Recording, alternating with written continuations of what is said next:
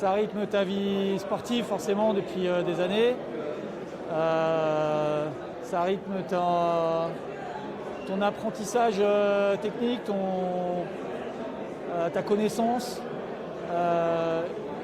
Et puis ça rythme aussi au final ta vie personnelle, quoi. Donc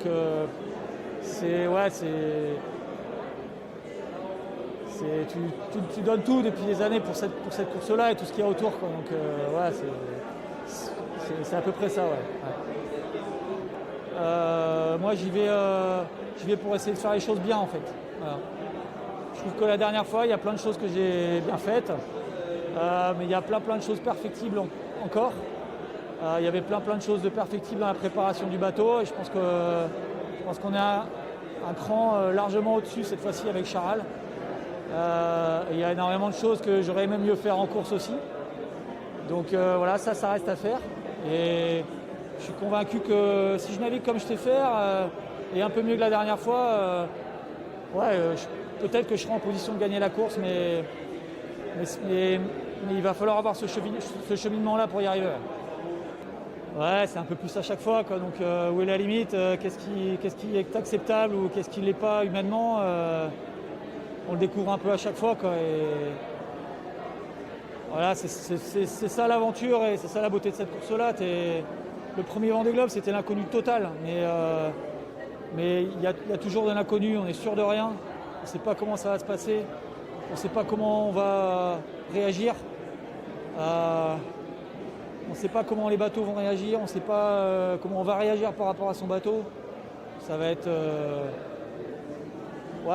ça va être long dans le sens où il va se passer énormément de choses, même si ça va être plus court que la dernière fois, il y a de fortes chances. Ça fait quelques mois qu'on a déjà envisagé le pire avec toute l'équipe et que tous nos protocoles sont en place, que toute notre logistique est en place pour gérer les contraintes sanitaires Covid, les isolements, etc. Et puis moi mentalement du coup je l'ai intégré. J'ai intégré que ça allait être un petit peu différent. On a aussi testé un petit peu tout ça sur la Vendée Arctique. Moi j'ai essayé de respecter le confinement 5 jours avant le départ. Donc on a vu des choses qui étaient difficiles, qu'on a essayé de les corriger pour le Vendée. Mais en tout cas j'ai pris un petit peu mes marques. Donc voilà, après humainement, au niveau personnel c'est pareil. J'ai eu une discussion avec mes enfants, ils savent qu'on va se séparer avant. Mais on va essayer de faire les choses bien et la séparation se passera pour le mieux, d'autant qu'elle a été bien préparée. Non, il n'y a jamais rien d'écrit, surtout sur cette course. On sait qu'un Vendée Globe c'est semé d'embûches, mais le chemin pour arriver au départ, il l'est déjà, quoi. Et non, par contre, ce qui était sûr, le seul truc qui était sûr, c'est ma motivation et mon énorme envie de revenir sur cette deuxième édition pour moi. Après une première qui s'est terminée un peu vite. En tout cas, j'y reviens pas par esprit de revanche, mais surtout parce que j'aime ça et voilà. C'est une course qui est juste magique et j'y retourne pour tout ça. Les règles sont hyper simples. C'est un tour du monde à la voile, sans escale, sans insistance. Voilà, il n'y a pas grand-chose d'autre à dire. Mais c'est toute la beauté. C'est toute la beauté de cette course. C'est des règles simples, des bateaux magiques et voilà. Il n'y a pas grand-chose d'autre à raconter. Les règles sont simples, limpides et c'est ce qui fait toute la magie et la dureté de cette course. Donc aujourd'hui, il y a 15 mecs capables de jouer devant et c'est ça qui sera fantastique. Il y a beaucoup plus d'architectes différents aussi que les précédentes éditions. Donc il y a eu aussi dans l'architecture et la conception des bateaux une espèce de petite course aussi.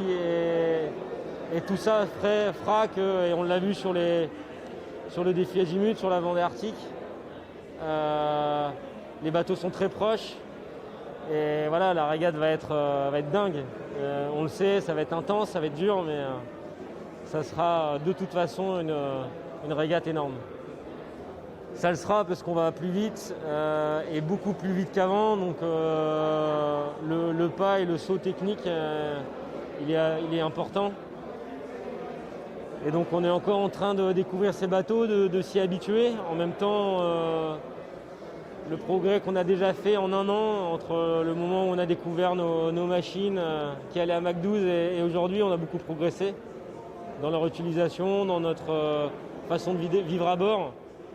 Et on va encore continuer à progresser pendant le tour du monde.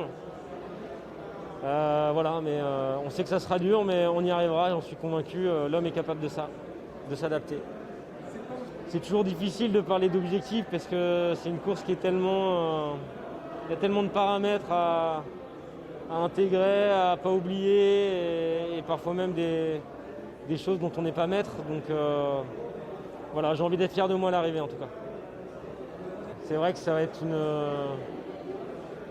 une édition très particulière et même on part sur un tour du monde. Alors qu'est-ce qu'on fait avec nos potes, qu'est-ce qu'on fait avec la famille, qu'est-ce qu'on fait avec nos partenaires? Et c'est des gens avec qui on a besoin d'avoir du partage, des échanges les semaines avant le départ sont là pour ça et on sait que ça ne sera pas le cas.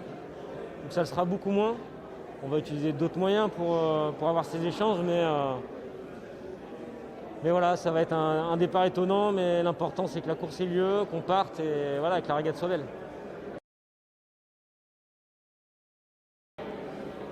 Plutôt bien, c'est vrai que voilà, ça commence à s'accélérer. Là, c'est un peu le dernier gros rendez-vous, presque du moins. Ça arrive à vitesse grand V. Le bateau semble pas mal prêt. On est vraiment maintenant sur des listes de matériel. Le bonhomme dans la tête, ça a l'air de l'être aussi. Donc là, j'ai hâte d'arriver dans les bassins au Sable d'Olonne, partager un maximum avec le public qui sera là et puis prendre le départ. C'est sûr que c'est une très grosse préparation, le Vendée Globe. Ce serait quand même dommage que la fête soit gâchée par des cas positifs de skippers qui sont obligés d'attendre le départ. Mais bon, on n'y pense pas, même si on se protège, on fait gaffe un maximum pour éviter d'être en contact. C'est un projet de dingue, un projet, une aventure humaine avant tout, avant le défi sportif, je pense. Des machines complètement folles menées par un seul homme autour du monde. Et puis forcément on ne peut pas enlever les mers du Sud parce que ça impressionne tout le monde, ça nous impressionne les skippers. En tout cas moi je vais chercher un peu l'inconnu, des trucs que j'ai pas vécu, à la fois voir mais aussi ressentir les choses. Je pense qu'on s'y prépare pas vraiment, on essaye d'imaginer, on entend des récits, on voit des images. Moi je sais que forcément, parfois ça fait peur de prendre une grosse prune, une grosse dépression dans les mers du Sud. Mais on ne va pas y couper, il y en aura. Mais ça me fascine moi d'aller voir ça, d'aller ressentir des choses que je n'ai pas encore ressenties. Forcément un dépassement de soi, parce que voilà, c'est pas donné à tout le monde d'aller faire un tour du monde à la voile sur des gros bateaux comme ça. Mais une notion très humaine. Elle est humaine depuis le début où je sais que je vais faire cette course. Aujourd'hui, les équipes techniques, c'est impressionnant de voir leur engagement dans leur travail et puis de voir le monde que ça embarque. En fait, ça me fascine toujours. Quand on fait monter des gens à bord, les gens ils sont juste hallucinés. Ils touchent quelque chose qui est unique. Et c'est tout ça qui me fait une grosse motivation et qui me permet de dépasser mes limites, quoi. C'est quand même, on va dire, très international. Il y a quand même beaucoup de nationalités représentées. C'est aussi un des gros événements de l'année sportif, donc ça sera d'autant plus suivi. On a la chance de pouvoir avoir quand même un village. On aura une résonance aussi là-dessus. Ouais, c'est sûr que ça va faire du bruit. On est content d'être de cette édition, même si elle est un peu particulière.